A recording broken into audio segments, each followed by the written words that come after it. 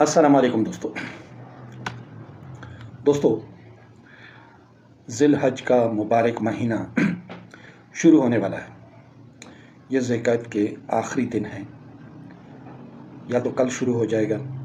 یا پرسوں شروع ہو جائے گا۔ تو دوستو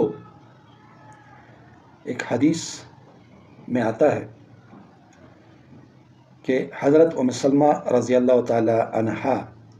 وہ روایت کرتی ہیں کہ نبی کریم صلی اللہ علیہ وآلہ وسلم نے ارشاد فرمایا کہ جس شخص کو قربانی کرنے کا ارادہ ہو تو جب ذی الحج کا پہلا چاند نظر آئے تو اس کو چاہیے کہ وہ اپنے ناخن اور اپنے بال نہ کاٹے یہاں تک کہ وہ اپنی قربانی کا جانور ذبح کر لے۔ دوستو ایک اور حدیث ہے اسی ذی الحج کے مہینے کے بارے میں، کیونکہ یہ مہینہ شروع ہو رہا ہے تو میں چاہتا ہوں کہ اس کی برکتیں کسی ایک دن کی بھی اور کسی ایک رات کے بھی ہم لوگوں سے چھوٹنے نہ پائیں۔ حضرت ابو ہریرہ رضی اللہ تعالی عنہ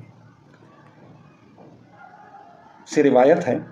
کہ نبی کریم صلی اللہ علیہ وآلہ وسلم نے ارشاد فرمایا کہ سال کے کسی بھی دن میں